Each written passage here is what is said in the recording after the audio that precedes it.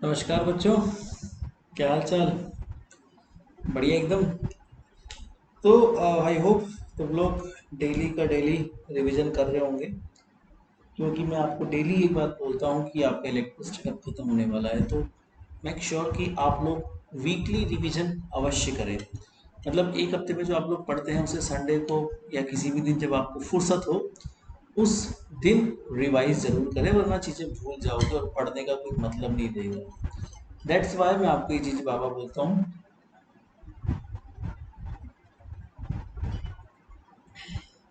Revision must be done by you. ठीक है। तो कंडक्टर, कैपेसिटर, ये सब चीज़ें हम लोग कर रहे थे। खैर कंडक्टर तो हम लोग कर चुके हैं। हम लोग अब जो बात कर रहे हैं वो कैपेसिटर की कर रहे हैं और पोलराइजेशन की कर रहे हैं। बेसिकली जो मेन टॉपिक है वो पोलराइजेशन है।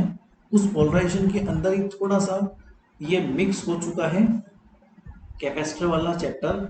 इसीलिए जो हम लोग बात कर रहे हैं वो कैपेसिटर की बीच में करने लग गए थे।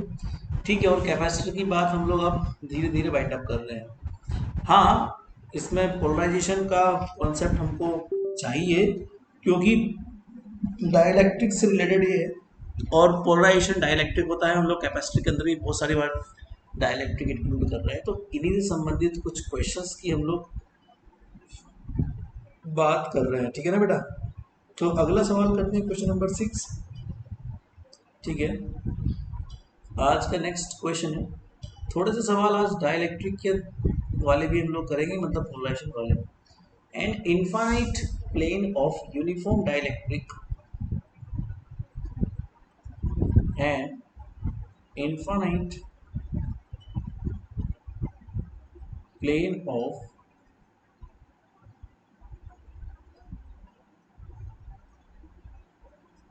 uniform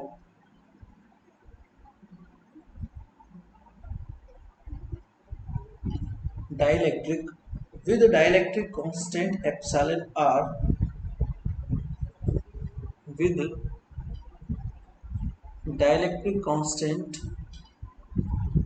epsilon r is uniformly charged, is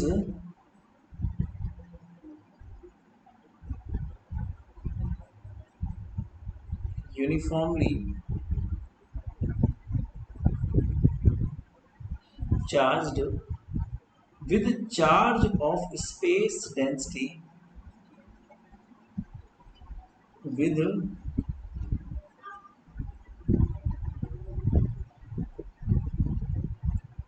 charge of space density रो। मतलब स्पेस का मतलब कोई वॉल्यूम होता है बेटा। तो बेसिकली ये वॉल्यूम चार्ज डेंसिटी की बात कर रहा है यहाँ पे। ठीक है ना? और आगे देखना, the thickness of the plate, the thickness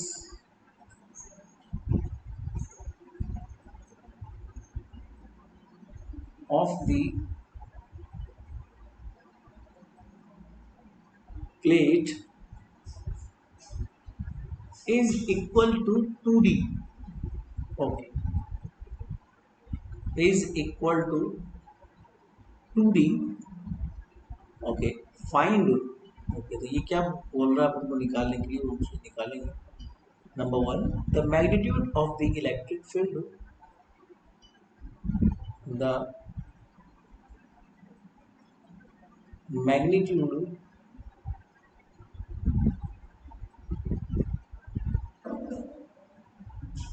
of electric field, ठीक है, and polarization as a function of r, and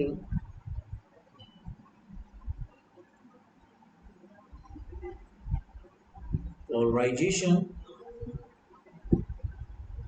as a function of r। बड़ा अच्छा सवाल है। ठीक है ना? बहुत अच्छा सवाल है। इसका दूसरा सवाल है, the volume surface density of bound charges, the volume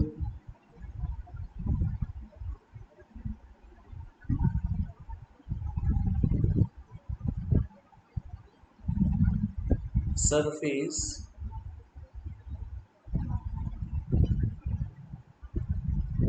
density of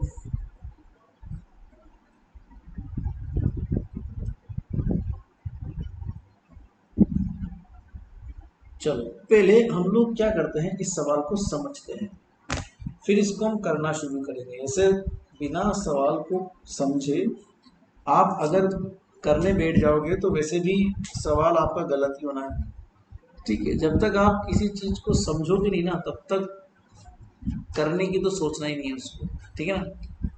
सवाल ये बोल रहा है the an infinite plane of uniform dielectric, मतलब एक प्लेन आपको दे रखा है। अब ये तो खैर आपको पता लग गया होगा कि प्लेन जो होता है वो टू डायमेंशनली होता है। अगर मैं इस तरह का एक प्लेन डिजाइन करता हूँ and this is simply the two dimensional structure which contain the dielectric epsilon r.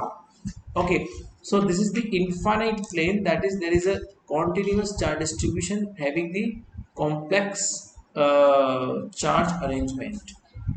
Okay, इसमें क्या है, आपको है इसका ये है कि भैया यूनिफॉर्मली चार्ज है और रो डेंसिटीज है, थिकनेस उसकी 2D है प्लेट्स के बीच की।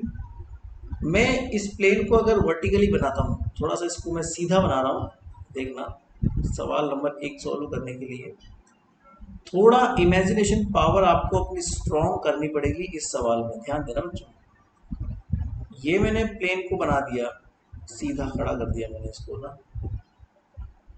ताकि सवाल समझने में आसानी हो। ये प्लेन को मैंने सीधा, इसने बोला है कि इसकी थिकनेस जो है ना, मतलब मोटाई जो है वो कितनी है, 2D है, तो मैंने इसकी मोटाई 2D बना दी। अब आपके मन में ये प्रश्न होगा सर ये प्लेन हमको थोड़ा सा विजुलाइज करके बता दो। अरे तो भैया बिल्कुल विजुलाइज करेंगे, दिखाते हैं आपको। अभी आपको लग रहा होगा जैसे मान लो ये पेंटैब है, ये पेंटैब आपका प्लेन है, तो आपको पता है क्या दिख रहा है कि सर ने ना इसको प्लेन को ऐसे रखा हुआ है। पर एक बार बताओ प्यारे बच्चों, जब मैंने 2D वहां लिखा हुआ है, वो थिकनेस है, तो इस स्ट्रक्चर के अकॉर्डिंग तो ये 2D हो जाएगा, इज इट? ये 2D होगा ना, जैसा मैंने आपको शो किया हुआ है। बट एक बात ये बताओ, क्या ये थिकनेस कहलाती है क्या? नहीं, दिस इज द विड्थ। ये क्या कहलाती है बेटा? ये विड्थ कहलाती है। और मैंने जो डायग्राम बनाया है उसमें इसको 2D दिखाया हुआ है, समझ रहे हो? मतलब कहने का ये है कि मैं जो डायग्राम बना के बैठा हूँ आपके सामने, इस डायग्राम में ये 2D मैंने बनाया हुआ है, ऐसा आप लोग समझ रहे हो, तो गलत है ना। थिकनेस का मतलब मोटाई, ये तो विड्थ कहलाती है, थिकनेस ये होती है बेटा।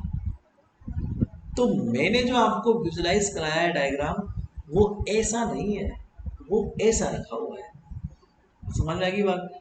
ये विड्थ 2D है, जो मैंने जूम करके आपको दिखा रखा है डायग्राम, वो ये है 2D, that is the 2D, मतलब 2 मल्टीप्लाई विद द डी, है ना।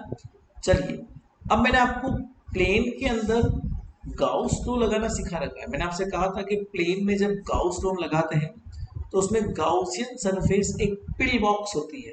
अब पिल बॉक्स ऐसे निकलता है, ये आपने मैंने आपको पहले भी समझाया हुआ है कि पिल बॉक्स को ऐसे आपको निकालना है सरफेस के अंदर बाहर से करके। चलिए मैं आपको थोड़ा पिल बॉक्स बना के दिखाता हूँ। अब आप लोग अपने मन में थोड़ी इमेज क्रिएट कर पाएंगे कि आखिर सर क्या क्या रहे। तो यहाँ दिखाता हूँ मैं आपको, देखो पिल बॉक्स बना के। तो अगर मैं इस सवाल को करना चाहता हूँ तो इस सवाल में करना क्या है कि एक पिल बॉक्स के रूप में आपको निकालना पड़ेगा, जस्ट लाइक दिस। इसके बीच वाली सरफेस का इस्तेमाल लेता हूँ, इसकी एक्सिस है। पिल बॉक्स बनाऊंगा मैं, तो आप समझ लीजिए पिल बॉक्स कैसे काटूंगा मैं। सपोज मैंने ये पिल बॉक्स बना दिया जो कि एक गाउसियन सरफेस की तरह ट्रीट होगा, ठीक है। अब इस गाउसियन सरफेस में हमारे पास 3 सरफेस होती है, जैसा कि आप हमेशा की तरह जानते ही हो, ठीक है। तो आपको तो खैर अब तो लग गया होगा उस सरफेस की 3 सरफेस कौन सी होती है। अब इलेक्ट्रिक फील्ड तो काम में लेंगे नहीं, बिकॉज यहाँ पे हम लोग बेसिकली डाइलेक्ट्रिक यूज कर रहे हैं, तो यहाँ डाइलेक्ट्रिक काम में लेंगे डी वेक्टर, और ये इसका सरफेस एरिया है जिसे हम ds बोल देंगे। इन द सेम वे यहाँ पर भी हम लोग डाइलेक्ट्रिक काम में लेंगे जिसे हम कैपिटल डी बोलेंगे, और इसका जो सरफेस एरिया है उसका डायरेक्शन भी इस तरफ लेंगे हम लोग ds वेक्टर। और तीसरी सरफेस के अराउंड होती है जो गोलाई वाली सरफेस है, उसमें थीटा एंगल हमेशा 90 का होता है, तो वैसे भी कोई काम की नहीं हो, तो थीटा बराबर क्या होता है इस सरफेस के लिए 90 डिग्री होता है। तो हमको इस surface, because D dot d S का वैल्यू जीरो होता है ऑलवेज। बाकी ये जो आसपास की दो सरफेस है ये हमारी काम की होती है, क्योंकि इनके लिए थीटा की वैल्यू क्या होती है, जीरो होती है। That means we can say that theta is simply equal to 0 degree and also theta is equal to 0 degree. Okay, अब मैंने इसको दो पार्ट में डिवाइड कर दिया, तो आपको समझ में आ जाइए दो पार्ट पे सर ने बनाया, तो ये डी और ये डी, इस तरीके से स्ट्रक्चर यहाँ पर निकल सकता है। ठीक है, और मैं क्या कर रहा हूँ, इस पिल बॉक्स को एक लिमिटेड हाइट का ले रहा हूँ, तो मैं समझता हूँ कि मुझे इस अंदर की तरफ मोटाई में x डिस्टेंस तक पिल बॉक्स बनाना है, तो मैंने ये x डिस्टेंस तक इसको सिमेट्रिक फॉर्म में काटा हुआ है। अब हम लोग समझते हैं कि अगर ये पिल बॉक्स इस d डिस्टेंस के अंदर है, सपोज ये पिल बॉक्स में अंदर बना रहा हूँ, मुझे अंदर निकालना है डायइलेक्ट्रिक, अंदर वाला से डायइलेक्ट्रिक वाला है, तो अगर x की वैल्यू d से बहुत छोटी है, मतलब पिल बॉक्स इसके अंदर है, तो यहाँ पर हम लोग गाउस को लगा देंगे डायइलेक्ट्रिक के लिए, जिसको हम लोग बोलते हैं d dot d s is equal to, अब ये तो केवल फ्री चार्ज पे डिपेंड करता है, इसलिए हम लोग फ्री ऑफ लिख देंगे। ओके, अब ये जो सरफेस एरिया है वो भी तीन तरह का होता है। अब इस तीन तरह के सरफेस एरिया में मैं आपको बना के दिखाता हूँ। एक्चुअली तीन तरह मतलब केवल ये वाले काम करेंगे, बिकॉज यहाँ पे थीटा इज इक्वल टू 0 है, बाकी ये तो काम करेंगे ही नहीं। इसमें 90 डिग्री है ना, ये तो वैसे भी जीरो जाएगा, डी डॉट डी इसलिए भी जीरो जाएगा, तो हमारे पास केवल जो 0 डिग्री वाले वो काम करेंगे, दैट इज ये पहला वाला होगा, और जो दूसरा वाला होगा ये वाला होगा।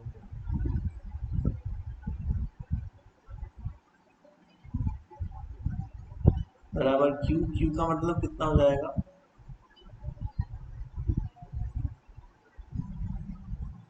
वो डीवी टाइप का स्ट्रक्चर होगा ना। सरफेस एरिया जो है वो कैपिटल ए होगा, इसको ट्वाइस ऑफ डी करके और सरफेस एरिया को हम लोग ए बोल देंगे,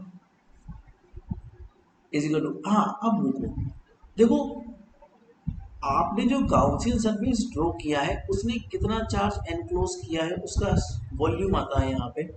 तो मैं ऐसे मान लेता हूँ रो एफ तो खैर कांस्टेंट है, कितना चार्ज एनक्लोज किया है इस पिल बॉक्स के अंदर, ये पिल बॉक्स तो पूरा अंदर है ना, वो तो सरफेस के अंदर की तरफ है, तो इसका मतलब पिल बॉक्स ने कितना चार्ज एनक्लोज किया है, उस पिल बॉक्स का सरफेस एरिया, और वो उतना ही होगा जितना प्लेट का एरिया है, मल्टीप्लाई विद उसकी लेंथ, जो कि 2x हो जाएगी। तो इसको थोड़ा सा आप सोल्व करेंगे तो यहाँ पे डी का जो वैल्यू है वो निकल के आ जाएगा,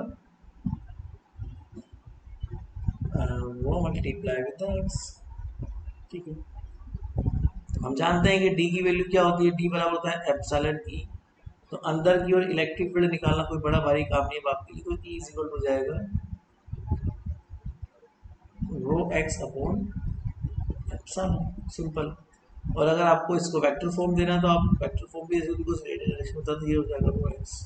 ठीक है, अब अगर मुझे पोलराइजेशन की बात करनी है इसमें, तो we can also find the polarisation also in this field, because electric field आप निकाल चुके हो, तो पोलराइजेशन भी निकाल सकते हो। पी का वैल्यू जो होता है फॉर्मूला हम लोग जानते हैं, एप्सिलॉन नॉट काई ई, और इलेक्ट्रिक फील्ड इनसाइड, तो क्योंकि चार्जेस तो अंदर ही है ना, इसलिए पोलराइजेशन अंदर ही आएगा। काई ई इज इक्वल टू क्या होता है, epsilon are minus one, epsilon naught epsilon are minus one, और इलेक्ट्रिक फील्ड अंदर की ओर कितना हो जाएगा, rho x upon epsilon, epsilon को आप चाहो तो एप्सिलॉन नॉट एप्सिलॉन आर लिख सकते हो। ठीक है, और ये एक्स का तो है ही, मैंने इलेक्ट्रिक फील्ड का वैल्यू यहाँ पुट कर दिया ऑटोमेटिकली। ठीक है, तो ये मेरा काम बन गया, तो यहाँ से एप्सिलॉन नॉट से कट जाएगा, तो बेसिकली पोलराइजेशन जो आएगा फाइनली वो आएगा epsilon are minus one rho x upon epsilon r x को। अरे अगली बात समझ में, सिंपल सी बात है, ये चीज़ मैंने निकाली है अंदर की ओर। मैंने जिस उसने प्रश्न बोला कि इलेक्ट्रिक फील्ड निकालो, निकाल दिया, उसने बोला पोलराइजेशन निकालो, निकाल दिया। अब यही चीज आप बाहर की तरफ भी ले सकते हो। अगर आपको बाहर इलेक्ट्रिक फील्ड निकालना है तो आपको बाहर तक उसको एक्सपेंड करना पड़ेगा।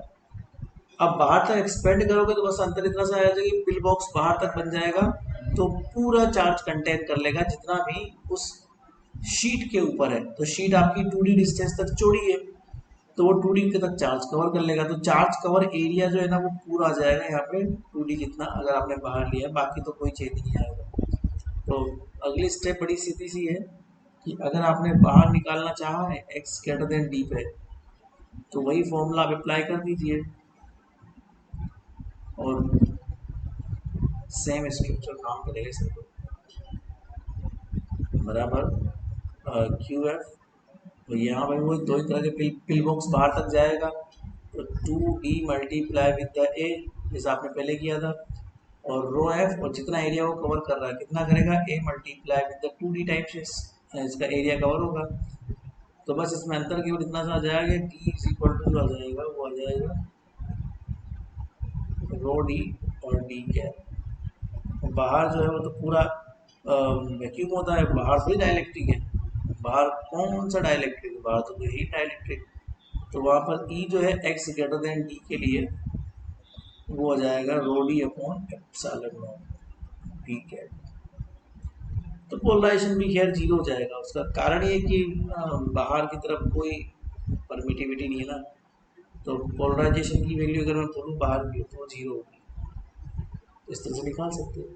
दूसरा उसने क्या surface charge density, volume charge density वो सब बोला हुआ है ना बाउंड चार्जेस के लिए, ठीक है। तो मैं कर सकता हूँ उसको, कोई बड़ी बात थोड़ी है। तो सेकंड नंबर सवाल करने के लिए आप आसानी से एक चीज़ बता सकते हो कि बाउंड्री कंडीशन यहाँ काम में लेंगे, that is P2n minus P1n which is equal to minus sigma b, ये आप काम में ले सकते हो। अब सरफेस के बाहर पोलराइजेशन कुछ है नहीं, जो भी पोलराइजेशन है वो सरफेस के अंदर है, तो ये हो जाएगा P1n is equal to minus sigma b. तो सिग्मा बी यहाँ पे इजीली शो हो रहा है, sigma b is simply equal to P1n, ठीक है। P1n का वैल्यू आप लोगों ने पीछे निकाला हुआ है, उसको दोबारा से आप लोग लिख दीजिए यहाँ पे। पर सरफेस तक ले जाना इसलिए x की वैल्यू टी लगानी पड़ेगी आपको, क्योंकि ये P1n नॉर्मल जो सरफेस होता है ना, तो epsilon n chi E electric field at the surface upon epsilon. तो ये हमारे पास सॉरी एप्सिलॉन तो बाद में लेंगे, काई ई ऐसे इलेक्ट्रिक फील्ड का वैल्यू पुट कर दो, तो ये हो जाएगा टू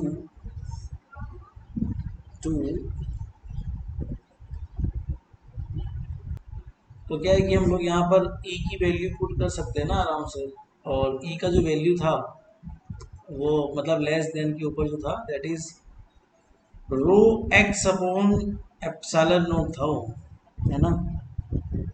तो एक काम करें, rho x upon epsilon naught है, अब सरफेस पर लेके आना है ना उसको, ठीक है। सरफेस पर गया इसके दो तरफ पोलराइजेशन होगा ना, एक तरफ तो होगा नहीं, तो इसको एक्स को एक्सपेंड करना पड़ेगा हमको, rho x upon epsilon not.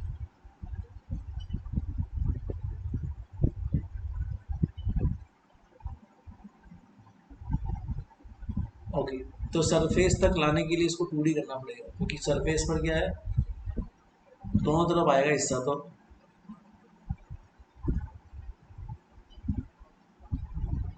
Then this is the काई ई epsilon not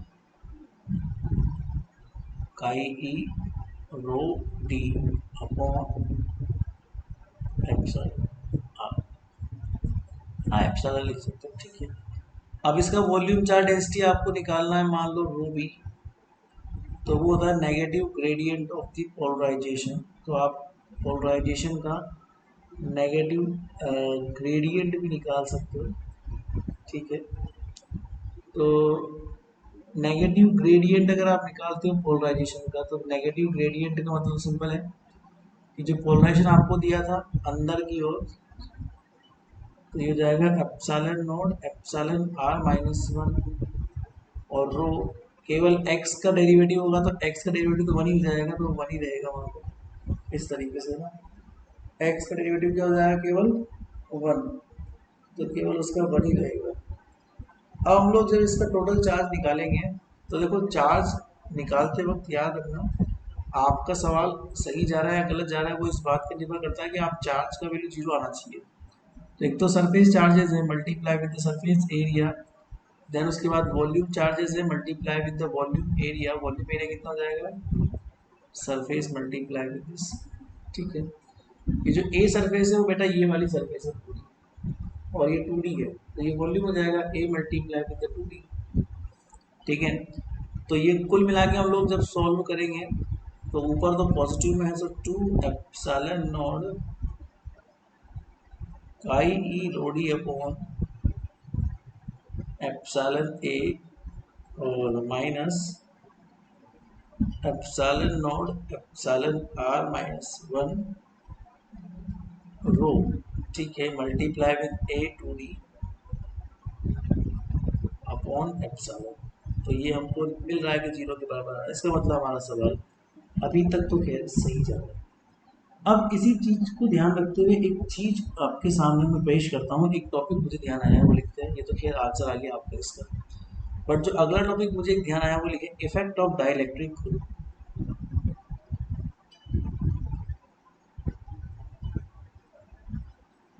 effect of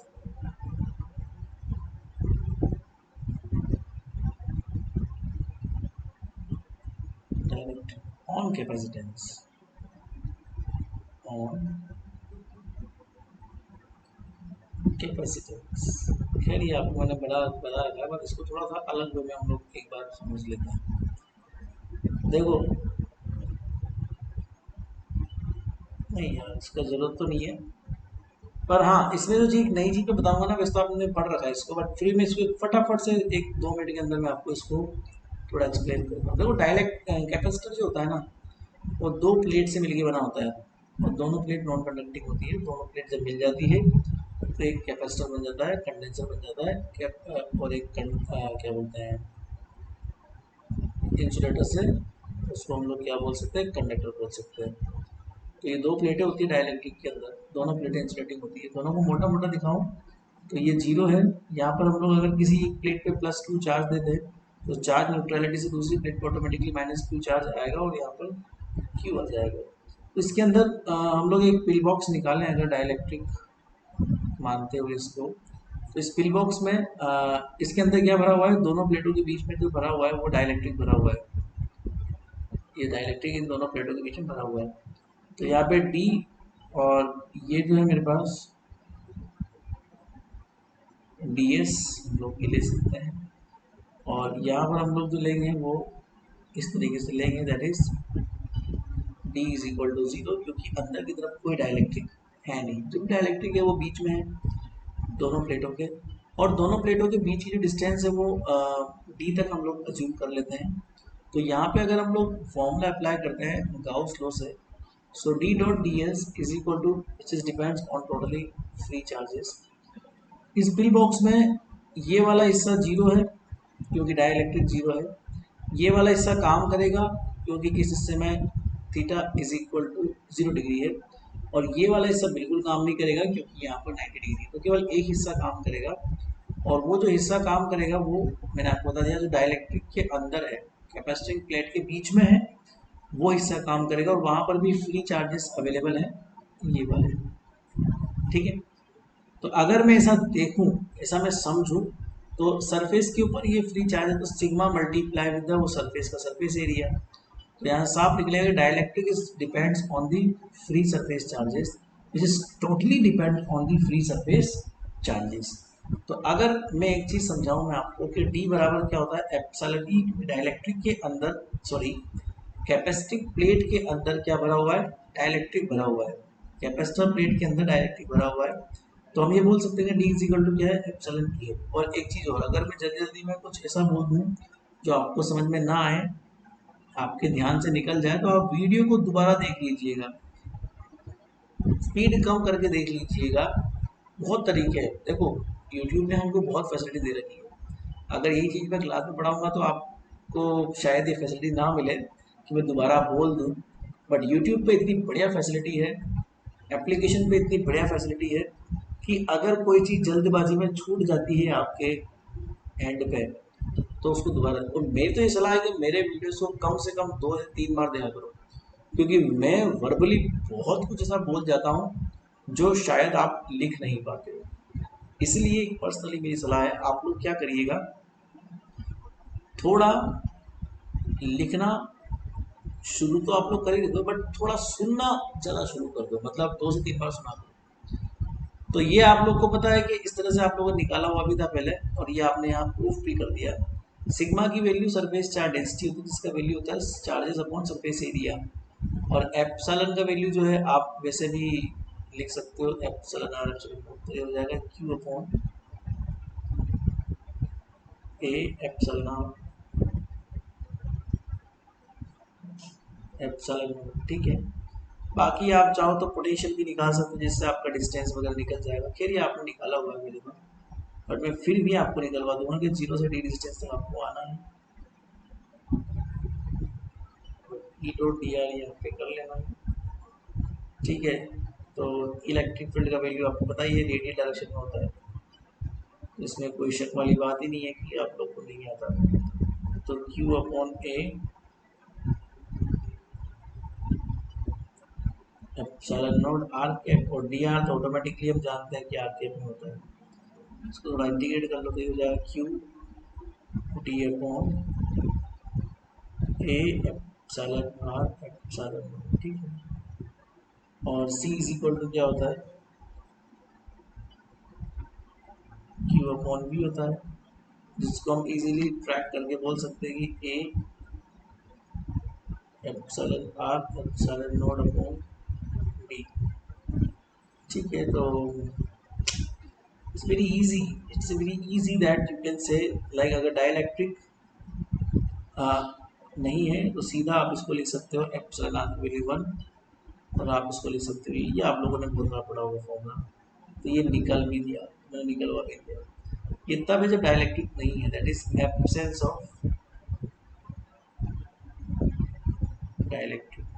but जैसे डाइलेक्ट्रिक आ जाएगा तो ये फॉर्मूला काम कर जाएगा, और इस फॉर्मूले में एप्सिलॉन आर है, तो in presence of dielectric that is the epsilon r times of, ये चीज़ मैं आपको पहले पढ़ा चुका हूँ, बस यहाँ मैंने प्रूफ करके बता दी आपको, और कुछ नहीं है। बाकी ये चीज़ तो आप ऑलरेडी पढ़ चुके हो, जितना मैं आपको पढ़ा चुका हूँ, जितना मुझे पता है, ठीक है। अगला सवाल करते हैं, the space between the plates,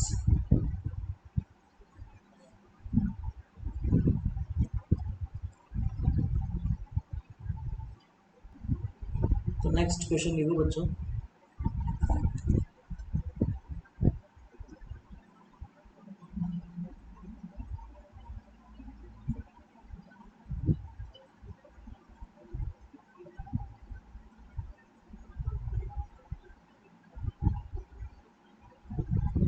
the space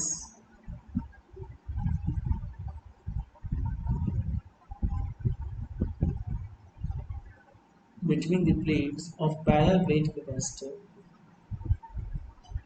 of parallel plate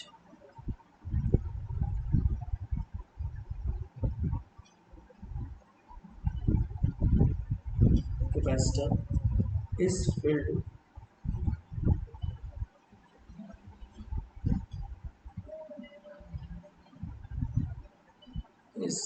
continuously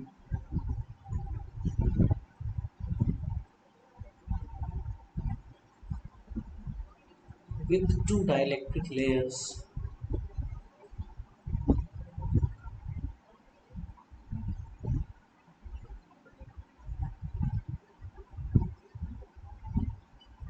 with two dielectric layers 1 and 2, having the thickness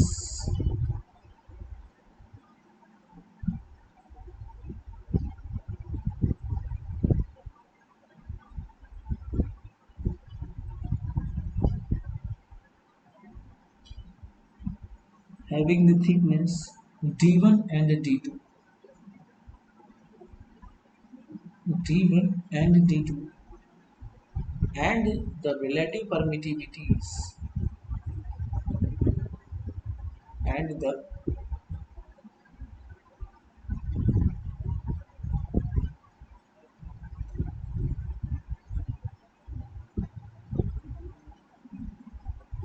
relative permittivities epsilon R1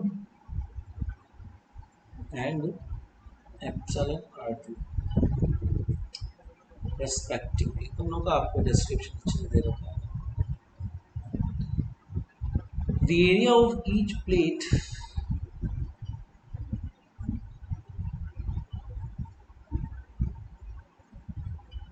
the area of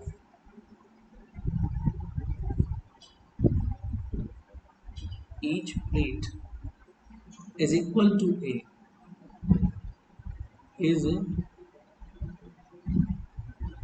equal A, मतलब दोनों का एरिया सेम है पर ए ही है दोनों का एरिया. फाइंड क्या क्या निकालना है आपको.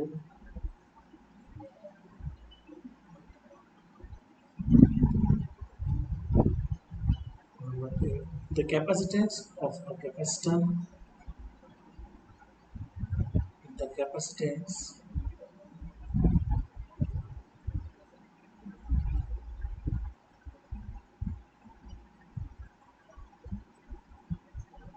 of a capacitor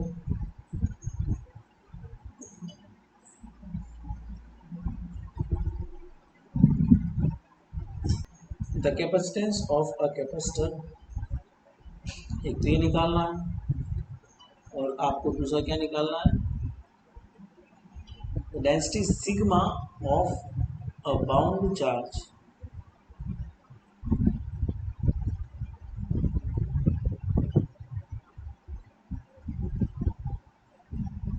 the density sigma of a bound charge on the boundary plane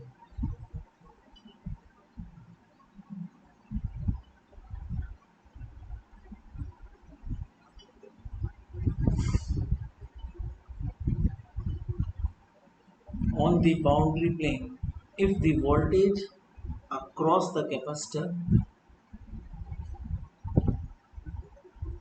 if the voltage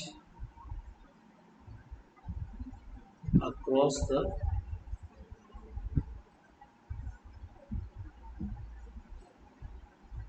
capacitor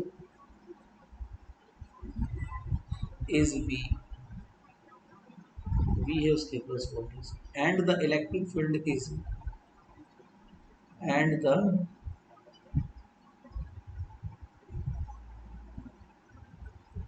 electric field is directed from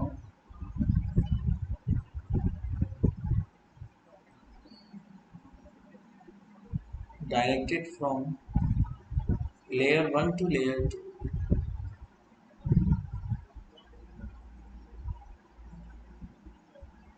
one layer से टू लेयर के बीच में है. समझ की बात. सवाल में एक डायग्राम भी आपको दे रखा है.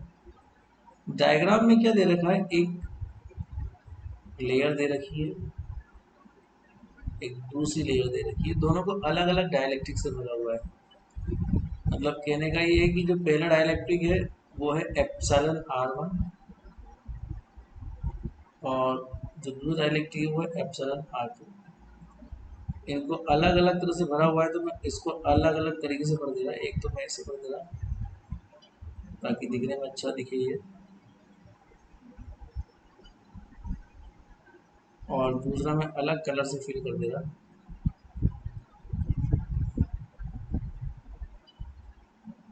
ताकि दोनों डाइलेक्ट्रिक आपको अलग अलग दिखाई दे।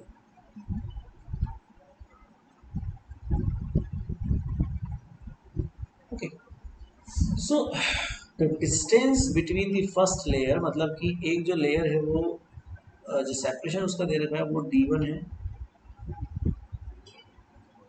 और जो सेकंड सेपरेशन आपको दे रखा है वो d2 है। It's very easy.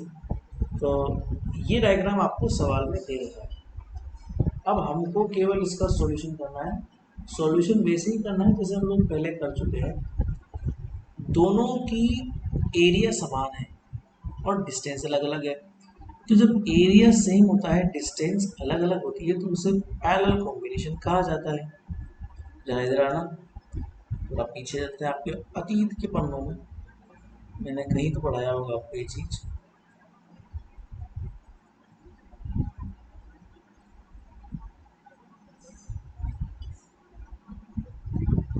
ये रहा। अच्छा सॉरी, सीरीज कॉम्बिनेशन ना। ओके, वोल्टेज डिफरेंट है, सीरीज कॉम्बिनेशन है लिखा हुआ है ना, देखो कि ये इस तरीके से सीरीज कॉम्बिनेशन कैटेगरी में आता है। Got it, got it. This is not parallel, this is series combination. Okay, तो जब एरिया सेम है, डिस्टेंस अलग अलग है, यहाँ पर भी यही था, तो सीरीज कॉम्बिनेशन था। और यहाँ पर मैंने आपसे कहा था कि किस तरह के स्ट्रक्चर में ये वाला फॉर्मूला यूज कर सकते हैं फॉर द सीरीज कॉम्बिनेशन। तो हम यही वाला फॉर्मूला अब यूज करेंगे, क्योंकि मैंने आपसे कहा था कि आप इससे भी ये करके और इस तरह से निकाल सकते हो सीरीज कॉम्बिनेशन लगा के। तो ठीक है, मैं डायरेक्टली ये फॉर्मूला यूज करूंगा क्योंकि मैं आपको पढ़ा चुका हूँ पहले। ठीक है, तो हम अतीत के पन्नों से ये चीज लिख सकते हैं बेसिकली, कि जब ऐसा होता है, ये फालतू की लगी डाली, तो जब ऐसा होता है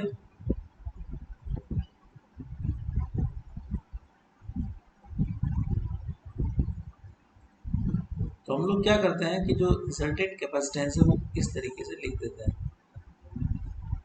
इस तरह के स्ट्रक्चर में इस तरह से लिखना पड़ता है, d1 upon epsilon r1 plus d2 upon epsilon r2. So this is the series combination, and from the series combination we can write like this. Q is equal to, automatically हम जानते हैं कि C भी होता है, इसमें कोई नई बात नहीं है। तो जब हम C की वैल्यू पुट करेंगे तो epsilon A V upon d1 upon epsilon r1 plus d2 upon epsilon r2 करके भी हम इसको काम में ले सकते हैं। And the second thing is what, that is the surface charge density. तो इसको भी हम लोग काम में लें, सरफेस चार्ज डेंसिटी जो उसने बोला है निकालने के लिए, तो निकालना पड़ेगा। तो सरफेस चार्ज डेंसिटी निकालने के लिए आपको पता है ये फॉर्मूला सिग्मा बराबर क्या होता है, क्यू अपॉन ए। क्यू आपने ऊपर निकाल रखा है इसलिए हम ये फॉर्मूला काम में ले सकते हैं। तो जब क्यू निकाल रखा है तो आप उसको ऐसे भी काम में ले सकते हो, plus d2 upon epsilon r2। तो ये एक बहुत बढ़िया सरफेस चार्ज डेंसिटी निकालने का बढ़िया तरीका है। ठीक है ना। तो ये तो सरफेस चार्ज डेंसिटी सरफेस के अंदर वाली बातों के लिए है। बट हम लोग अगर इसको एक अलग तरीके से करें, अलग तरीके का मतलब, अगर मैं इसमें ऐसे मानूं कि ये जो सरफेस है वो कैपेसिटिंग सरफेस जो है वो दो तरह की नॉन कंडक्टिंग प्लेट से बनी हुई है। समझाता हूँ मैं उसके डायग्राम को कुछ अलग स्ट्रक्चर बनाता हूँ। देखो समझाता हूँ कैसे बनाता हूँ। सिग्मा बी निकालना है ना, बाउंड चार्ज डेंसिटी, ये तो फ्री चार्ज डेंसिटी है। अरे हमको तो bound charge density sigma b निकालना है ना। तो सिग्मा बी जो होता है ना बेटा, sigma b surface bound charge density जो होता है basically P2n minus P1n, something like this. तो P2n माइनस P1n करके हम लोग जो निकालते हैं बाउंड्री कंडीशन से, वैसे निकालना पड़ेगा। तो मैं उसके दिए गए डायग्राम को एक अलग रूप दे रहा हूँ, देखना। ये उसकी एक कैपेसिटर प्लेट थी जिसको मैंने नॉन कंडक्टिंग प्लेट मान लिया। यहाँ पे जीरो और यहाँ पे प्लस सिग्मा मैंने एज्यूम कर लिया, ठीक है। बीच में एक लकीर बनी हुई थी, वो तो खैर थी सही, और इसके बीच में भरा हुआ था डाइलेक्ट्रिक नंबर 1 एप्सिलॉन R1। ये स्ट्रक्चर मैंने बना दिया, ध्यान देना बच्चों। यहाँ पे जो ये डिस्टेंस थी पहली प्लेट की बीच की, ये डी1 डिस्टेंस है। मैं इसे इसलिए कर रहा हूँ क्योंकि मुझे बाउंड्री कंडीशन लगानी है। ये प्लेट ऐसे रखी हुई है, अब ये थिकनेस बहुत पतली है, तो मैं इसको अंदर की तरफ जब घुसाऊंगा तो समझ में नहीं आएगा, इसलिए जूम करना पड़ेगा मुझे इस प्लेट को थोड़ा सा, तब जाके मैं बाउंड्री कंडीशन यहाँ पे लगा सकता हूँ। देन फिर दूसरी प्लेट के साथ भी यही हश्र करना पड़ेगा मुझे, इसको थोड़ा मोटा करना पड़ेगा ताकि बाउंड्री कंडीशन में लगा पाऊँ। यहाँ माइनस सिग्मा और ये जीरो, क्योंकि चार्ज कंजर्व होने चाहिए, तभी जाके मामला बैठेगा चार्ज कंजर्वेशन का, ठीक है। तो अब मैं यहाँ बाउंड्री कंडीशन लगा सकता हूँ, बिकॉज यहाँ बहुत सारी तरह की बाउंड्रीज डिज़ाइन हो चुकी है। तो अगर मैं पहली बाउंड्री की बात करूँ तो यहाँ से स्ट्रक्चर शुरू होगा इस तरीके का, जस्ट लाइक दिस, और यहाँ पर हमारे पास क्या हो जाएगा,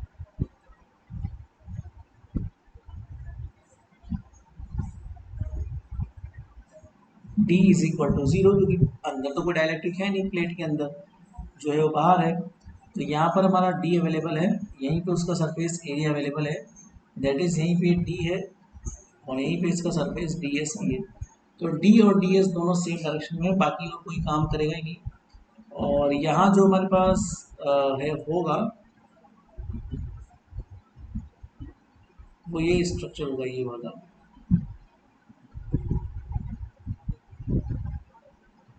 तो ये बाउंड्री है, ये नंबर 1 बाउंड्री है, नंबर 2 बाउंड्री ये वाली है, ये एप्सिलॉन R1 तो खैर है ही सही। इस फर्स्ट बाउंड्री के लिए अगर मैं बाउंड्री कंडीशन अप्लाई करता हूँ, मान लो, so for the first boundary the d dot ds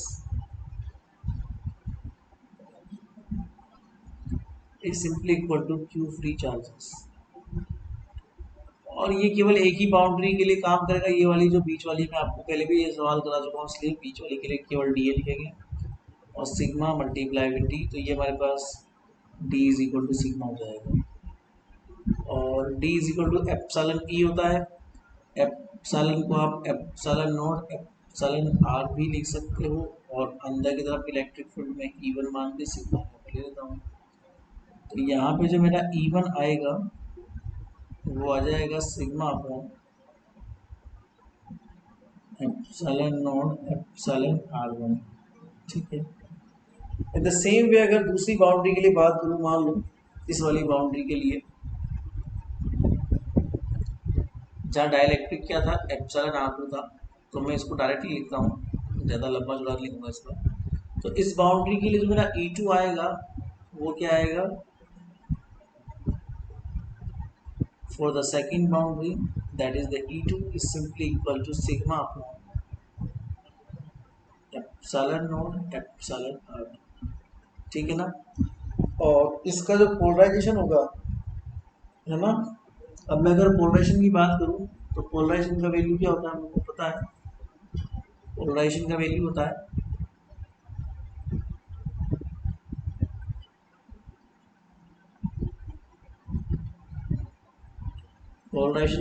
है P is equal to epsilon naught chi E और इनसाइड इलेक्ट्रिक फील्ड। तो for E1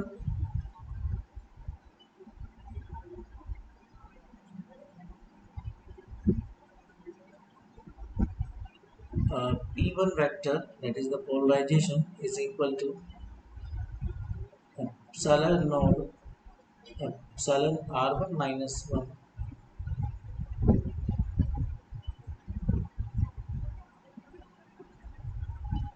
sigma upon epsilon naught epsilon R1। तो epsilon से cut जाएगा फिर, ठीक है। हमने केवल ई का वैल्यू पुट कर दिया, मतलब E1 का वैल्यू पुट कर दिया, कहने का मतलब ये है, क्योंकि अब लोग पहली वाली प्लेट के लिए काम कर रहे हैं ना, So for the first plate, we just put this type of values. So epsilon r1 sigma upon ये हो जाएगा epsilon r1. This is the value of polarization for the first plate, that is this plate. Okay. अब अगर दूसरी plate की बात करूँ, मतलब इस वाली प्लेट की बात करूँ, तो इस वाली प्लेट में हमारे पास पोलराइजेशन का वैल्यू क्या हो जाएगा, P2 हो जाएगा. For the E2, for E2, that is the polarization, P2 is equal to epsilon node epsilon r2 upon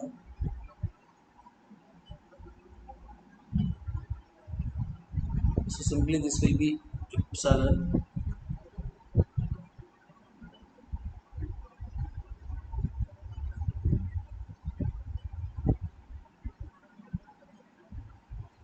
ठीक है. ओके. सो अब दोनों बाउंड्री के लिए अलग अलग में काम करने वाला. कौन कौन सी दोनों बाउंड्री बेटा, मैंने आपको एक बाउंड्री तो खैर दिखा रखी है, अब मैं आपको दूसरी बाउंड्री भी दिखाता हूँ. ये वाली सेकंड नंबर बाउंड्री ये वाली है. इसमें यहाँ पर नंबर 1 होगा, यहाँ पे नंबर 2 होगा. तो मैं दोनों बाउंड्री के लिए अगर बाउंड्री कंडीशन लगा देता हूँ दोनों बाउंड्री के लिए, so for first boundary page change कर लेता हूँ. फॉर फर्स्ट बाउंड्री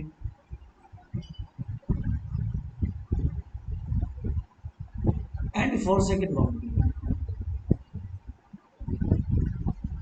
फर्स्ट में वही लगेंगे minus sigma b is equal to P1 and sorry P2 and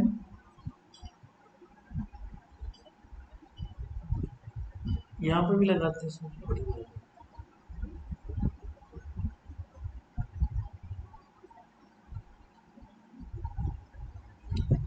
तो माइनस सिग्मा भी, देखो यहाँ पे फर्स्ट बाउंड्री में कौन सा पोलराइजेशन, तो फर्स्ट वाली बाउंड्री में इस फर्स्ट वाले का जीरो है क्योंकि ये अंदर है ना, और सेकंड वाले में है पोलराइजेशन क्योंकि ये बाहर की तरफ है. तो सेकंड वाला जिंदा रहेगा, फर्स्ट वाला खत्म हो जाएगा. इसमें उल्टा मामला है. इसमें क्या है, फर्स्ट वाला जिंदा रहेगा, सेकंड वाला जीरो हो जाएगा. ठीक है. तो इसको मद्देनजर रखते हुए सिग्मा बी हम लोग ले लेंगे माइनस एप्सिलॉन r1 माइनस 1, क्योंकि इसमें एप्सिलॉन r1 ही काम करेगा, सिग्मा अपॉन एप्सिलॉन r1. और यहाँ जो काम करेगा, अच्छा सॉरी सॉरी, सेकंड बाउंड्री में तो कुछ जीरो होगा ही नहीं ना.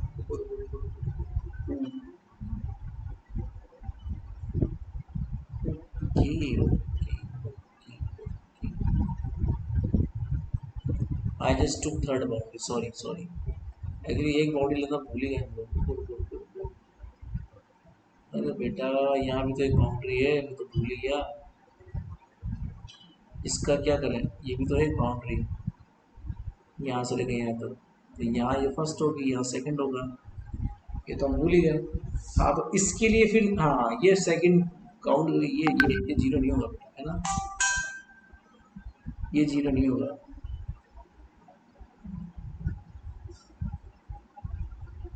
ये कुछ वैल्यू रहेगी, इसको हम लोग P2 वैल्यू लेते हैं ना. तो इसका जो वैल्यू पुट करेंगे तो ये आ जाएगा sigma b is equal to minus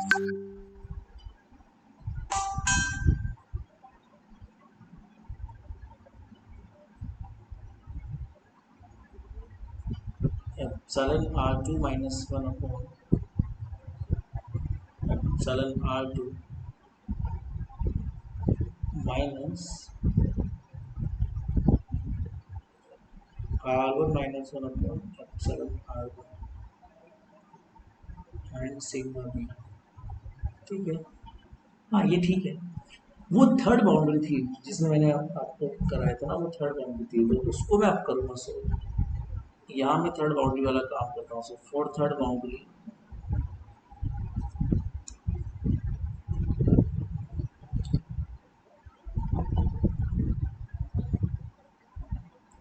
minus sigma b is equal to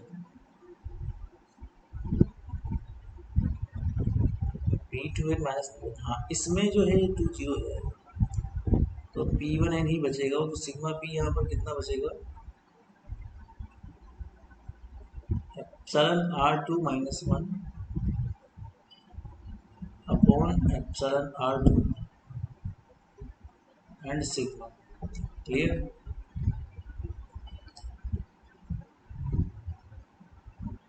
okay, so here we just put that कि अगर मुझे रो भी निकालना हो तो मैं क्या निकालूंगा, कर्ल ऑफ पी। तो यहाँ पी आपने देखा कि आर से इंडिपेंडेंट है, चाहे कोई सा भी पी हो, पोलराइजेशन कोई भी देख लो आप, पोलराइजेशन आर पे इंडिपेंडेंट है, ये भी आर पे इंडिपेंडेंट है, तो कोई सा भी पोलराइजेशन आर पे डिपेंडेंट है, इसलिए रो भी जीरो आएगा। बिकॉज ग्रेडियंट का मतलब क्या होता है, ग्रेडियंट का मतलब होता है the derivative with respect to the position. ठीक है ना, the derivative with respect to the position.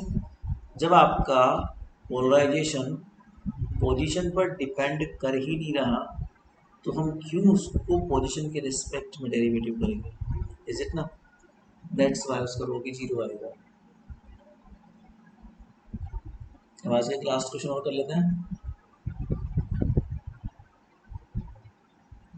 तो आज का टारगेट क्या हो जाएगा, पूरा हो जाएगा।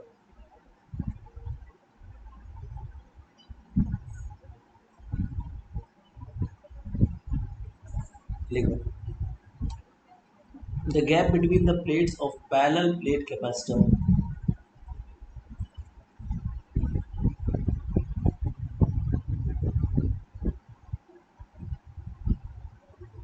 The gap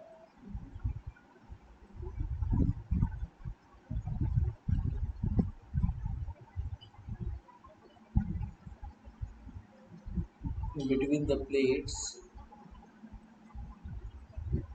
of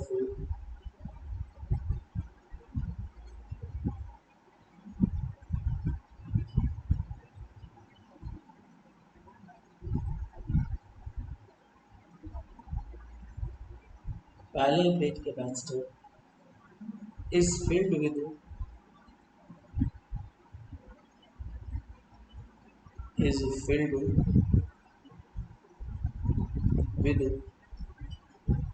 isotropic dielectric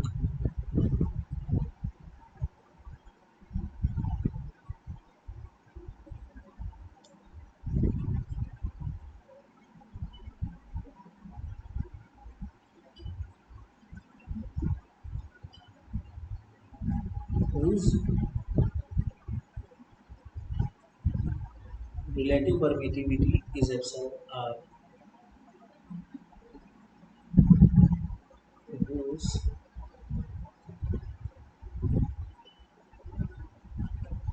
relative permittivity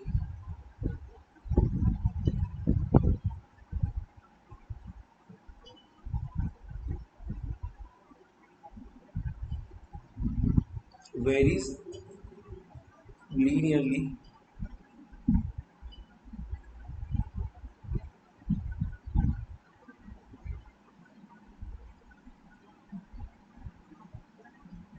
varies linearly from epsilon r1 to epsilon r2, where epsilon r2 is greater than epsilon r2 is greater than epsilon r1. Okay, so in the direction perpendicular to the plate,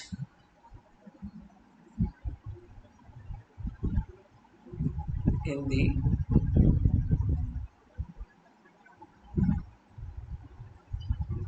direction perpendicular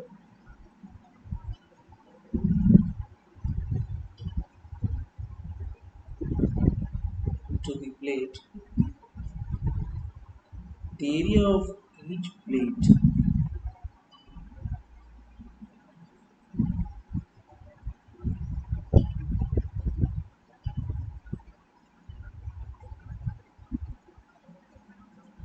the area of each plate is equal तो equal area कितना है A. The separation between the plate is B. The separation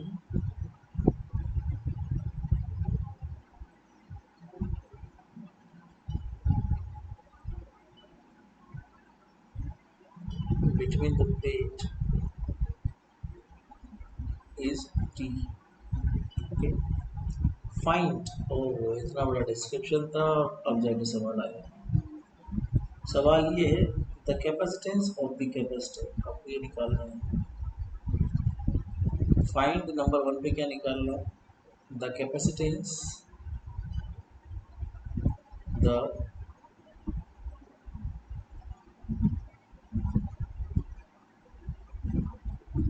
capacitance of the capacitor,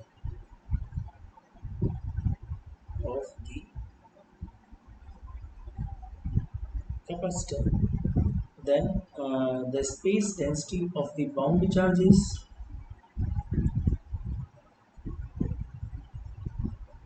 the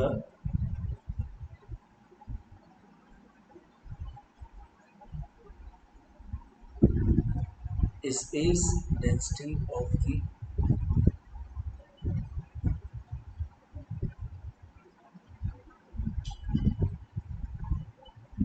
bound charges as a function of epsilon r,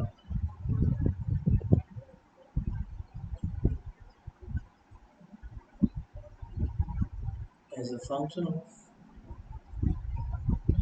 epsilon r, if the charge of capacitor is q,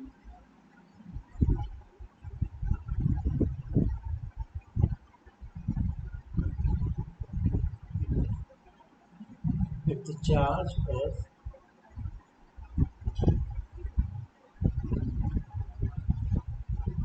capacitor is q and the electric field E vector in it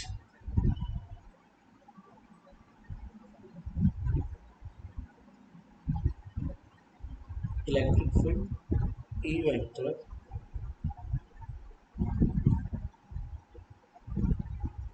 in it is directed towards, is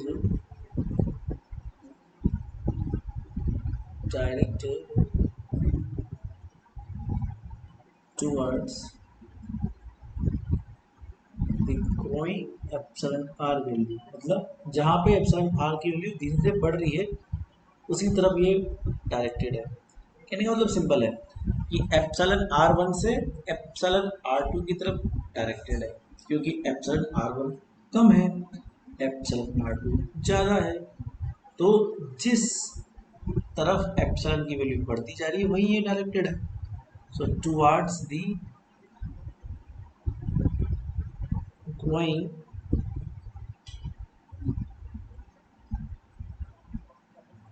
epsilon r1। ये सवाल है पूरा बेटा। अब जाके इसको solution, I hope आप लोग सवाल समझ गए होंगे। नहीं समझे हैं तो थोड़ा समझने की कोशिश करिएगा। देखो एक डायग्राम आपको दे रखा है, ध्यान से समझना। डायग्राम है कि हमारे पास एक प्लेट है, एक दूसरी प्लेट भी है।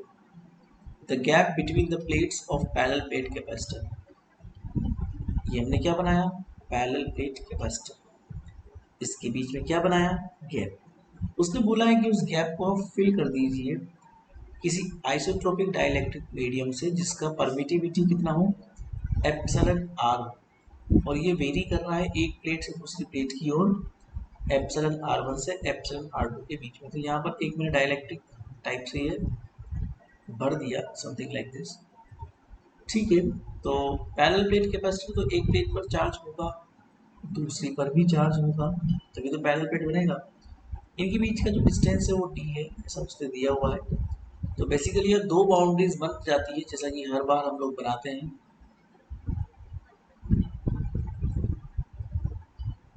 1 से लेके 2 तक, यहाँ पर भी हम लोग बना देंगे 1 से लेके 2 तक। ठीक है, अब यहाँ जो एप्सिलॉन है वो वेरी कर रहा है मेरे पास, तो यहाँ पर मैं लिख देता हूँ कि एप्सिलॉन आर जो है वो वेरी करता है, सो इट इज वेरीज। यहाँ पर कहने का मतलब ये है कि अगर डी की वैल्यू 0 है तो यहाँ पर एप्सिलॉन R1 है, ऐसा हम मान लेते हैं। और जब डी डिस्टेंस तक हम जाते हैं तो वहाँ बढ़ते बढ़ते इसकी वैल्यू क्या हो जाती है, एप्सिलॉन R2 हो जाती है। और ये लगातार बढ़ रही है, इसका मतलब धीरे धीरे इसको हम लोग बढ़ाता हुआ दिखाई देंगे। इसका मतलब so we can say that अगर मैं एवरेज निकालूंगा इसका, एवरेज ऐसे निकलेगा that is epsilon R is equal to, शुरू में एप्सिलॉन R1 था किसी हिस्से में, और मैं एक्स डिस्टेंस पर अगर देखता हूँ मान लो, तो वो हो जाएगा epsilon R2 minus epsilon R1 upon D.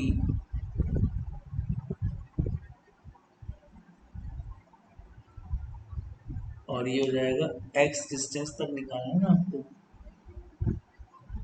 तो किसी पर्टिकुलर डिस्टेंस एक्स पे मैंने क्या माना, मुझे एप्सिलॉन आर निकालना है। तो मैंने देखा कि जस्ट लाइक एवरेज टाइप हम लोग निकाल सकते हैं कि एप्सिलॉन R1 तो था ही सही शुरू में, धीरे धीरे धीरे धीरे वो बढ़ रहा है, एक्स डिस्टेंस तक कितना वो बढ़ गया, एक्स डिस्टेंस तक कितना वो बढ़ गया वो हमको देखना है। तो highest minus lowest upon d, ठीक है, ये एवरेज टाइप का हो गया। अरे ये देखो ठीक वैसा ही है, मैं आपको समझाता हूँ। जैसे मान लो टमाटर है, टमाटर के भाव आज कितने हैं, 2 रुपए किलो, ठीक है। आपको निकालना है कि टमाटर के भाव 2 दिन बाद कितने होंगे, टमाटर के भाव 2 दिन बाद कितने होंगे, जबकि टमाटर के भाव लगातार बढ़े जा रहे हैं, लगातार बढ़ रहे हैं। जैसे जैसे दिन निकल रहे हैं टमाटर के भाव 1 रुपया प्रति किलो के हिसाब से बढ़ता जा रहा है। आपको 2 दिन बाद मतलब कि पर्टिकुलर डिस्टेंस पर निकालना ही है टमाटर के भाव, तो कितनी उसमें बढ़ोतरी हुई है वो हमको चेक करना पड़ेगा ना।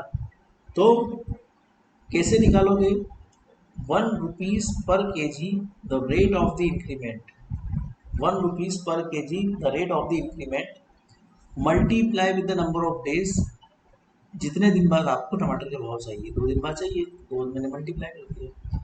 सो 2 दिन बाद टमाटर के भाव 2 रुपये प्रति किलो के हिसाब से बढ़ चुके हैं। तो पहले कितने, 2 रुपये किलो थे, और आज अगर देखा जाए तो 2 रुपये तो पहले से थे, 2 रुपये और बढ़ गए तो 4 रुपये प्रति किलो के हिसाब से ये हो गए। मैंने वही किया है। ये हमारे पास जो है वो शुरू में 2 रुपये प्रति किलो है, ये हमको एक्स डिस्टेंस के बाद एप्सिलॉन का वैल्यू निकालना है, मतलब ये आपका 2 दिन है। और ये रेट ऑफ चेंज है जो कि 1 है। अभी रेट ऑफ चेंज कैसे निकालिए वो समझते हैं। आपका जो चेंज आ रहा है, रेट ऑफ चेंज का मतलब ये होता है कि उसकी रेट क्या है चेंज होने की। तो जो टोटल चेंज है वो कितना है, मैक्सिमम माइनस मिनिमम, और जो टोटल डिस्टेंस है वो कितनी है, डी।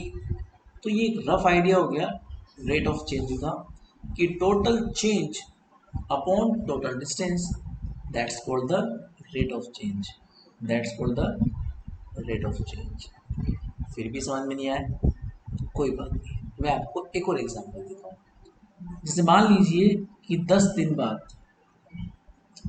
सपोज 10 दिन बाद टमाटर के भाव क्या होंगे, तो 10 दिन बाद टमाटर के भाव 2 रुपये के हिसाब से 10 रुपये बढ़ गए तो 12 रुपये हो गए, कितने हो गए, 12 रुपये हो गए।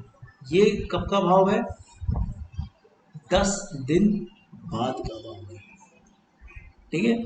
1 रुपया प्रति किलो डेली बढ़ रहा है, 10 दिन तक अगर देखा जाए तो 10 रुपये बढ़ गए, 2 रुपये पहले था, 10 रुपये बढ़ गए तो 12 रुपये प्रति किलो टमाटर का भाव हो चुका है। अब मुझे रेट ऑफ चेंज निकालना है, तो 12 रुपये आज की रेट है, 2 रुपये सबसे पहले की रेट थी, और कब तक चेंज हुई है, 10 दिन तक चेंज हुई है, कितना आएगा, अरे एक ही तो आएगा। और यही तो मैं कब से बोल रहा हूँ कि 1 रुपया प्रति किलो उसकी रेट ऑफ चेंज है टमाटर के भाव की। सो आई होप आप इतने एग्जाम्पल से आपको समझ में आ गया होगा कि हम किसी पर्टिकुलर एक्स डिस्टेंस पर अगर एप्सिलॉन निकालना चाहते हैं तो वो ऐसे निकलेगा, ठीक है। ठीक है, ये सब एग्जाम्पल आपको समझाने के लिए थे।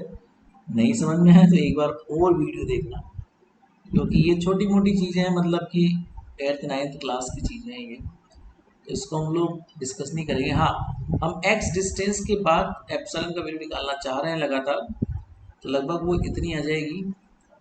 ठीक है, तो इसको थोड़ा एलसीएम एलसीएम ले लो, सॉल्व कर लो, तो ये आ जाएगा after solving D minus x epsilon R1 plus x epsilon R2 upon T.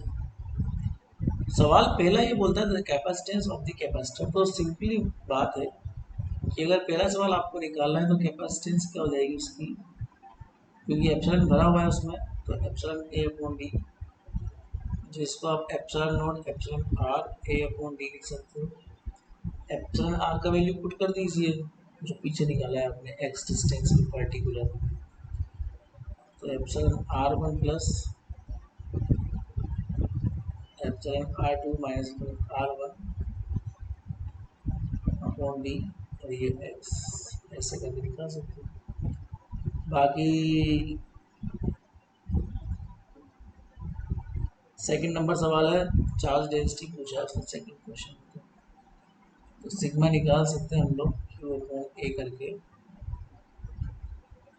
वो वही सेम स्ट्रक्चर रहेगा, डी बराबर सिग्मा आ जाएगा इसमें भी, तो यहाँ से डी इजल टू एप्सिलॉन ई लिखना पड़ेगा, वही आ जाएगा सिग्मा एप्सिलॉन एप्सिलॉन नॉट बार की तरह। फिर वही सेम स्ट्रक्चर फॉलो करेंगे पोलराइजेशन निकालने का, सेम सवाल सेम प्रोसेस वही की वही पुरानी है। एप्सिलॉन नोड काई ई और ई इनसाइड दी हमको निकालना है, इनसाइड आपने फिर निकाल लिया, काई ई का वैल्यू हमेशा की तरह एप्सिलॉन आर माइनस 1 यहाँ पुट करना है, sigma upon epsilon naught epsilon R आ जाएगा, और ये हो जाएगा सिग्मा एप्सिलॉन नोड से कट जाएगा, so this will be sigma epsilon are minus 1 upon epsilon R and R, ठीक है। Okay, so putting the value of epsilon R, आपको कुछ नहीं करना, केवल एप्सिलॉन आर का वैल्यू पुट करना है जो मैंने पीछे निकाला था, मैं सीधा पुट करके सॉल्व करके डायरेक्ट आंसर लिख रहा हूँ इसका। ये आएगा sigma D minus x epsilon R1 plus x epsilon R2 minus D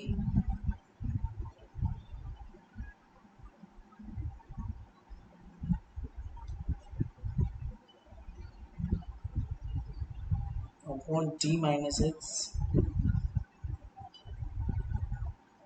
epsilon R1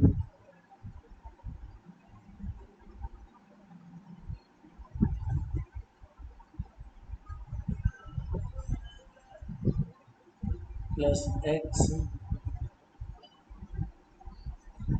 epsilon R2, that's it, ठीक है।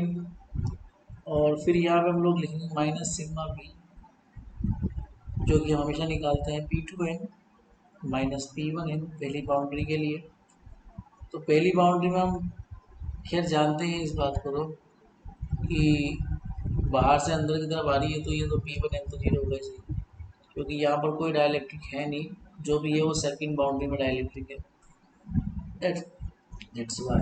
तो यहाँ पे हम लोग इसको थोड़ा सा उस लहजे में लिखेंगे, तो सिग्मा बी जो है हमारा क्या आ जाएगा, माइनस ऑफ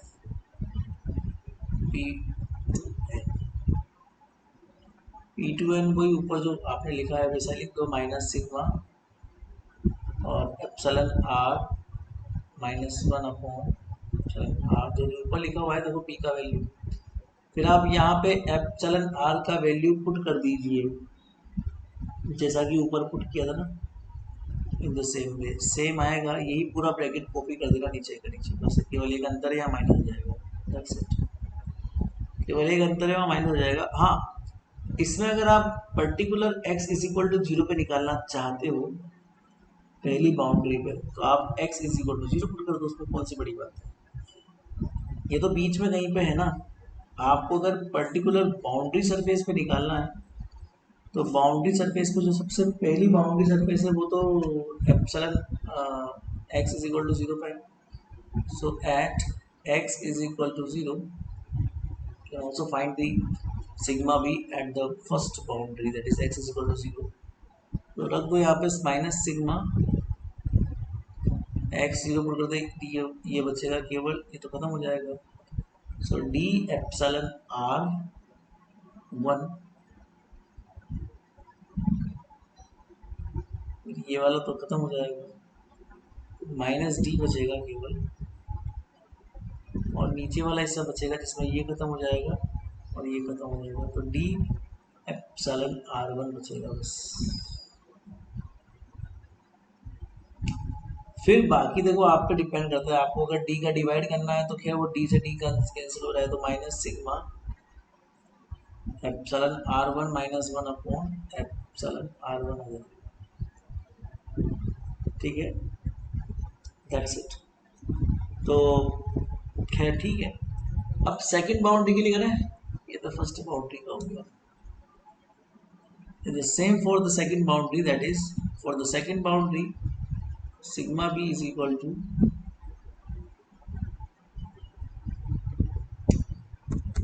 यार ये टू वाला जो है ना ये खत्म हो जाएगा, केवल वन वाला बचेगा, तो वन वाला बचेगा तो sigma b is equal to b one है, वही सेम लिख दो बस। अब की बार सेकंड बाउंड्री पे x की वैल्यू डी रख देना, दैट्स इट, और प्लस हो जाएगा सही। तो पूरा ब्रैकेट जो था ना वही कोई कॉपी कर देना वैसा का वैसा ही, ये वाला, ये पूरा ब्रैकेट, ठीक है, इसको कॉपी कर देना, ठीक है। और यहाँ पे रख देना x की वैल्यू d, क्योंकि सेकंड बाउंड्री वो d पर ही है। d रखते ही क्या क्या हो जाएगा हिस्सा देखना, sigma b is equal to, sigma तो खैर रहेगा, इसके बाद d रखते x minus d minus d, that is zero, second बचेगा बस, d epsilon r two minus d, okay, तो ये बचेगा d epsilon r two minus d, ऊपर तो, नीचे अगर आएंगे तो डी से डी कट जाएगा, डी एप्सिलॉन आर टू बचेगा। तो कुल मिला के देखा जाए तो sigma epsilon r two minus one upon epsilon r two, लगभग वैसे ही बनता है, सेम सेम सा, वैसे यहाँ माइनस है या प्लस है और कुछ खास अंतर नहीं है, दोनों में सेम ही है। फिर उसके बाद आपको निकालना है इसका potential, so now you can find the potential also. So potential की वैल्यू जो होती है वो होती है जीरो से लेकर डी तक, इंटीग्रेट कर दीजिए ई डॉट डी आर को। अब यहाँ पे ई का वैल्यू आपको पता ही है, sigma upon epsilon naught epsilon R D R है ही सही। यहाँ पे आपको फिर एप्सिलॉन आर का फिर वैल्यू पुट करना पड़ेगा, बस ये कि ये दोनों कांस्टेंट बाहर आ जाएंगे, बाकी आपको वैल्यू तो पुट करना ही पड़ेगा ना उसका।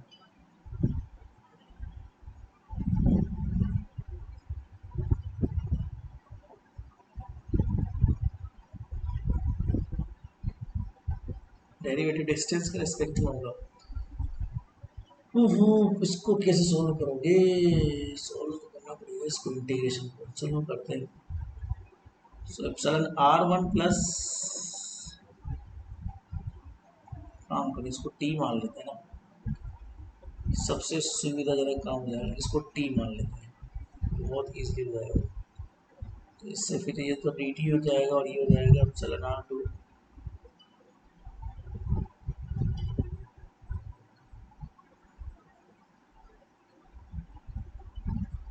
ठीक है। बस ये वैल्यूज दोनों यहाँ पुट कर दो, इसको इंटीग्रेट कर दो, अब तो कर लोगे, अब तो खैर तुम होशियार हो। तो ये तो कांस्टेंट है, और यहाँ पे जो डी टी मान के जो कांस्टेंट बचे हैं वो लिख दो,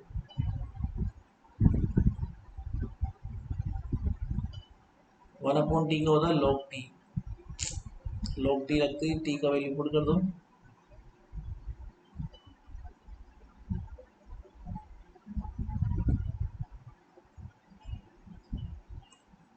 अब लगाओ अपनी लिमिट माइनस करो, एक्स की लिमिट है या एक्स भी तो आएगा, एक्स की लिमिट है, देखो एक्स की लिमिट पुट करो, upper limit minus lower limit, so sigma D upon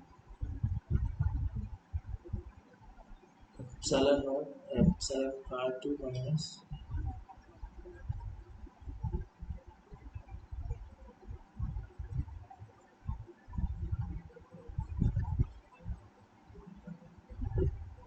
okay. अब अगर तुमसे कोई बोले कि वॉल्यूम चार्ज डेंसिटी, बोले क्या बोला हुआ, ये तुमसे बोला हुआ है तो करके देख लो। Now the volume charge density minus gradient of divergence of P, तो डाइवर्जेंस मतलब पोजीशन के रिस्पेक्ट में डेरिवेटिव होता है, पी का वैल्यू पुट कर दो,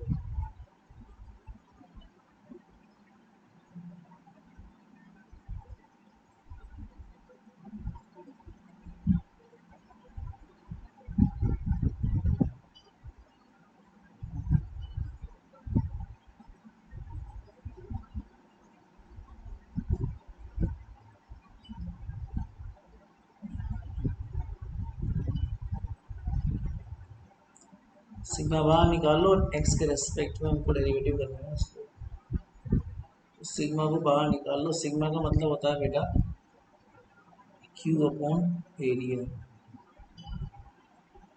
डेरिवेटिव हम लोग करेंगे तो ये पूरा फैक्टर तो खैर नीचे मैच कर रहा है ना, तो इसको तो मैच करवाते ही हम लोग क्या कर लेते हैं, इसको अलग से निकाल लो, तो इसकी जगह तो वन हो जाएगा, फिर माइनस डी अपॉन और फिर ये नीचे वाला पूरा हिस्सा,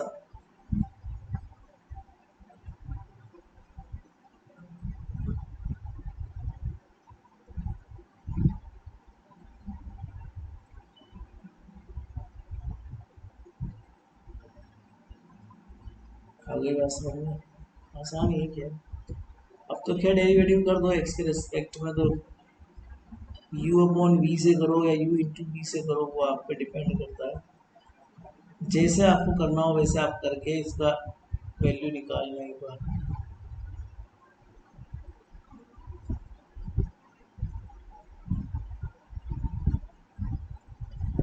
कर लेना, इसका फाइनल वैल्यू एकदम क्या आएगा, माइनस क्यू अपॉन ये आना चाहिए, नहीं आया तब भी कोई बात नहीं, तो लंबे लंबे सवाल एग्जाम में नहीं आएंगे, बट हाँ प्रैक्टिस के लिए जरूरी है, ये एप्सिलॉन आर बचेगा, देखना लास्ट आपको मिल जाएगा एप्सिलॉन, इसका होल स्क्वायर बनेगा, ठीक है, हो जाए तो ठीक है, वरना कोई बात नहीं, वो यू अपॉन बी से कर लेना, वन अपॉन बी समथिंग जो भी है, जैसे भी आप यू अपॉन बी का करते हो ना हर बार, ऊपर का फंक्शन नीचे का फंक्शन का स्क्वायर समथिंग लाइक दिस, तो वो सब करके कोशिश कीजिएगा, आ जाएगा। तो इसी के साथ आज का टारगेट पूरा होता है, अब हम लोग कल पढ़ेंगे, कल हम लोग इसको थोड़ा और रिफाइंड करेंगे, थोड़े और क्वेश्चंस करेंगे, और परसों के दिन तो खैर आपका ये इलेक्ट्रोस्टेट खत्म हो जाएगा, बिकॉज 40 लेक्चर का टारगेट था, 40 लेक्चर आपके खत्म। Thank you.